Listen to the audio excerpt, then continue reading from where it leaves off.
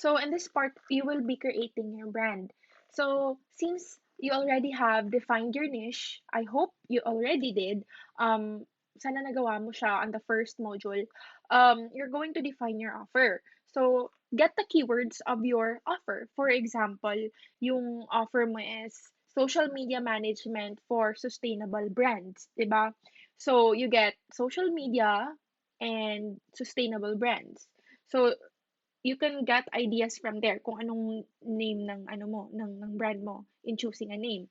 So if you want a personal brand, you can use your name and add something about sustainability or about, I'm not saying catch me sustainable, hindi naman ganun, but you can work on your creativity and choose a name for your brand. Third is choosing a color. Do you guys know na ang tagal-tagal ko dito sa face na to because I choose a set of colors and then may bagong darating or may bago akong makikita and I'm like, oh, it's so nice. I'm going to switch to these colors, to this palette. So, um, if you have no idea of what color to choose, you can refer to this one. Ayan. Refer to this. It's like a color psychology. So as you can remember like or like notice na McDonald's, Jollibee, they kind of have this red logo. Kasi according to psychiatrists or psychologists, red parang nag-e-express siya ng gutom or something like that. So, pero according to Taylor Swift, it's like loving him was red, diba? So, parang, yeah, every color has their own meaning. Or parang, when you see that certain color, according to psychologists, may nag-aano sa brain mo, nagsisend ng signal na, oy, this one, this one. Ito yung feeling na dapat mong ma-feel when you see red. Ito yung feeling na dapat mong ma-feel when you see yellow. So, meron tayong ganon. So, you can refer to that if you don't know what color to choose or if you want a foundation of what to choose. Okay, so I'll have this photo link below then so you will have references. But you can also search this on Google. Marami naman tayong resources dyan. Okay, so next is creating a logo. In creating your logo, guys, always remember to have it as simple as possible. Kung gusto niyo ng complicated, it's yours. But for marketing purposes kasi since nasa side ako ng marketing and not in the creative side, gusto ko talaga mas maganda kasi pag simple. In one look, you're able to, you know, identify everything. Kasi pag abstract siya, you need explanation eh. Or you need yourself to work. Parang, you need your brain to work na, anong ibig sabihin ng painting na to? 'Di ba?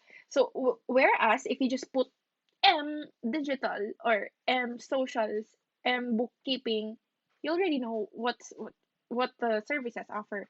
So, the logo should speak about your um company. By the way, guys, in choosing a name, always remember that your name is like the first impression of your brand. So make it as beautiful as possible. Make it as appealing and memorable as possible. Okay. And the fifth part is defining your values. So ano ba yung values? Yun yung na-mention natin kanina that ano yung mga ipapa-feel mo dun sa client mo? Ano yung ipapa-feel mo sa mga nagsusuporta sa'yo? Ano yung mga ipapa-feel mo sa mga kliyente mo 'pag nag-avail sila ng service mo? So, do they feel like Apple, anong mafe-feel ng mga customers ni Apple 'pag ginagamit niya yung phone? Either, "I feel so rich, I feel so empowered, I feel so like a CEO, I feel like I can afford, I feel like Bella Porch," 'di ba? So, mga gano'n. And then also, for example, with Marites, if I get a chismis from Marites, how do I feel? 'Di ba? So, it's like, meron din ganun eh. Parang sinasabi mo, uy, galing to kay Marites. She's very, reliable on this source. So, Marites at chismosa, let's just say Marites is a chismosa and is someone reliable, na accurate lahat ng mga chismis niya. So, that's how Maritas will make you feel. So, same lang din yun sa atin, na parang, what will our clients feel if they listen to us, if they avail to us? 'Di ba? So, that's one thing. other brands, for example, Apple or Nike. So, why do we choose Nike instead of sa ibang brands dyan? Because I think that Nike will last longer or Nike is durable, di ba? So basically, that's just like convincing or like giving your clients the reason to invest in you. Kasi syempre magpapalabas sila ng pera and you have to give them the reasons why they should buy from you. Why you should choose them. Why you should choose Nike and not Puma. Why you should choose Huawei and not Vivo, 'di ba? So that's part of branding. Before you proceed to the next video, I'm going to ask you to create your brand and I want it here in the comment section below.